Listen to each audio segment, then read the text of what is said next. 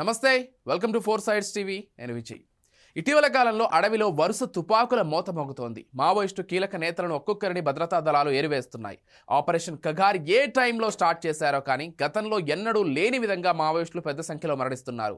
వరుస ఎన్కౌంటర్స్ కారణంగా మావోయిస్టు పార్టీకి కోలుకోలేని దెబ్బ తగులుతోంది.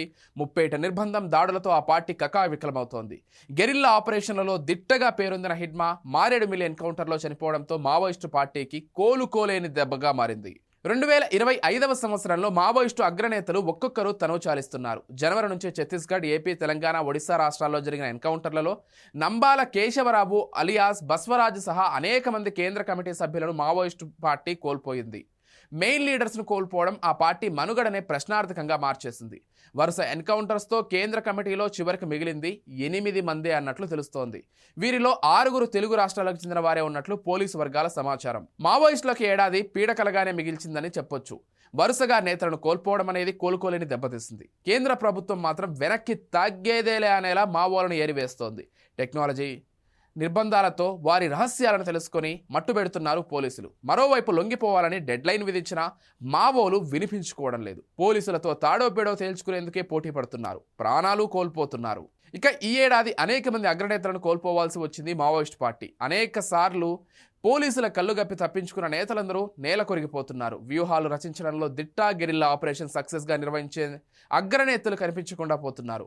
పోలీసుల తుపాకులకు బలైపోతున్నారు. ఏడాది జనవరి 21న కేంద్ర కమిటీ సభ్యుడు రామచంద్రారెడ్డి ప్రతాప్ రెడ్డి అలియాస్ చలపతి ఛత్తీస్గఢ్, ఒడిశా సరిహద్దుల్లోని గిరియాబంద్ ప్రాంతంలో జరిగిన ఎదురుకాల్పుల్లో మృతి చెందారు. అప్పటి నుంచే మావోయిస్టుల పతనం స్టార్ట్ అయ్యింది.